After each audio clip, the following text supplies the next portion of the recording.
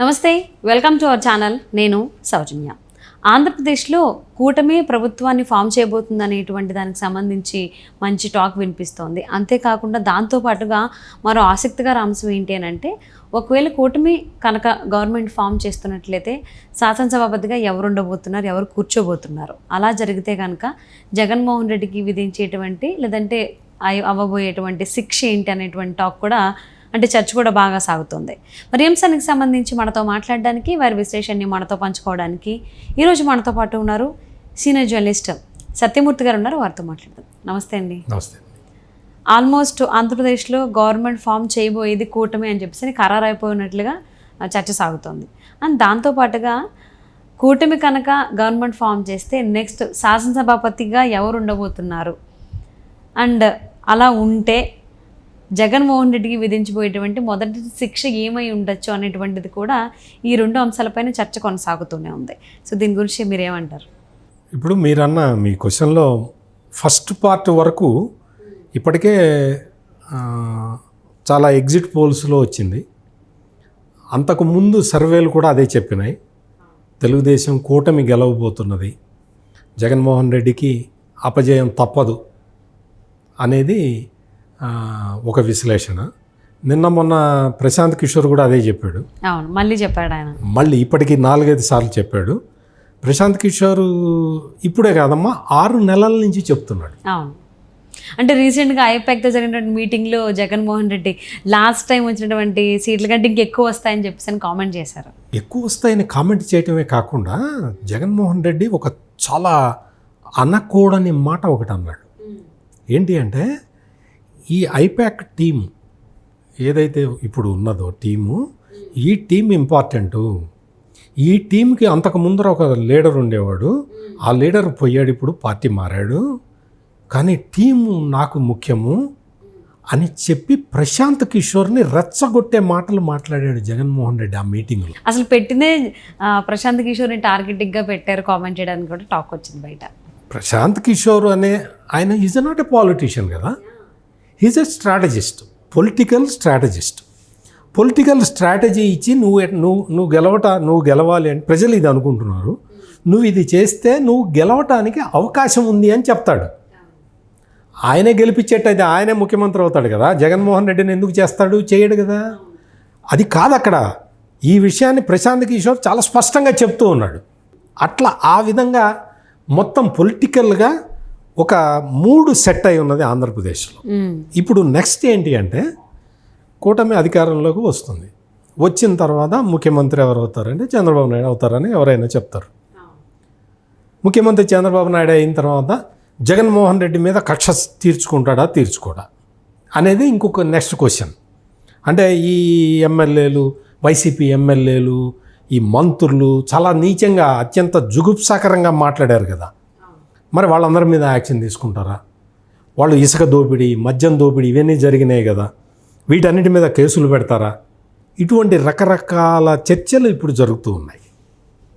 ఇందులో ప్రధానంగా ఏంటంటే, జగన్మోహన్ రెడ్డి పరిస్థితి ఏంటి అంటే, ఇప్పుడు 5 సంవత్సరాల పాటు 151 మంది ఎమ్మెల్యేలతో ఏకఛత్రాధిపత్యంగా పరిపాలించి తన మాటకి ఎదురు లేకుండా చేసుకొని ఐఏఎస్, ఐపీఎస్ అధికారుల్ని కూడా కట్టు బానిసల్లాగా చేసుకొని పరిపాలించిన జగన్మోహన్ రెడ్డి రేపొద్దున అధికారం కోల్పోయిన తర్వాత ప్రతిపక్ష నాయకుడిగా, అంటే కొన్ని సర్వేలేమో 15 కన్నా ఎక్కువ రావంటున్నాయి, కొన్ని 45 వస్తాయని చెప్తున్నాయి, కొన్ని 60 దాకా రావచ్చు అంటున్నాయి.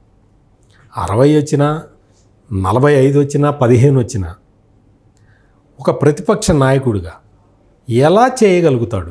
ఇప్పుడున్న ప్రివిలేజెస్, ఆల్రెడీ ఒక ప్రత్యేక విమానంలో ఫారిన్ ట్రిప్కి వెళ్ళి వచ్చిన వ్యక్తి, అంటే ఎక్కడ ఆగకుండా ఇక్కడ ఎక్కితే అక్కడ దిగేలాగా ప్రత్యేక విమానాన్ని ఏర్పాటు చేసుకొని అంత ప్రివిలేజెస్ అనుభవించిన వ్యక్తి ఒక్కసారి ప్రతిపక్ష నాయకుడు అయిపోతే ఎట్లా ప్రవర్తిస్తాడు అనే దాని మీద చాలా రకరకాల చర్చలు జరుగుతూ ఉన్నాయి. ఇందులో మీరన్న టాపిక్, జగన్మోహన్ రెడ్డికి ఓడిపోవటం కన్నా పెద్ద శిక్ష ఏమీ లేదు. ఆయన ఓడిపోవటమే పెద్ద శిక్ష. ఓకే. ఈ శిక్షలో కూడా అంటే ఒక మళ్ళీ అపోజిషన్ లీడర్గా తను పనిచేసి మళ్ళీ ఎక్సర్సైజ్ చేసుకొని ప్రజల అవసరాలను గుర్తించి అధికారంలో ఉన్న పార్టీని మళ్ళీ ఇరకాటంలో పెట్టి ఇంత టాలెంట్ జగన్మోహన్ రెడ్డికి ఉందని ఎవడో అనుకోవటంలే. దానికి తోడు ఇప్పుడు మీరు క్వశ్చన్ అడగడానికి ఒక రీజన్ కూడా నాకు కనపడుతున్న రీజన్ ఏంటంటే, రేపొద్దున ఉండి అసెంబ్లీ స్థానంలో రఘురామకృష్ణరాజు అంటే ఆయన గురించి వేరే ప్రత్యేకంగా చెప్పక్కర్లా, ఆయన పేరే ఒక బ్రాండ్, RRR అంటారు. జగన్మోహన్ రెడ్డి పార్టీలో గెలిచి జగన్మోహన్ రెడ్డి మీద తిరుగుబాటు చేసి జగన్మోహన్ రెడ్డి అన్యాయాలు అక్రమాలని బయటికి తీసుకొచ్చి ప్రజలకి అర్థమయ్యేలాగా వివరించి చెప్పిన వ్యక్తి రఘురామకృష్ణరాజు. ఈసారి ఆయన పార్లమెంటుకు కాకుండా అసెంబ్లీకి పోటీ చేస్తున్నాడు.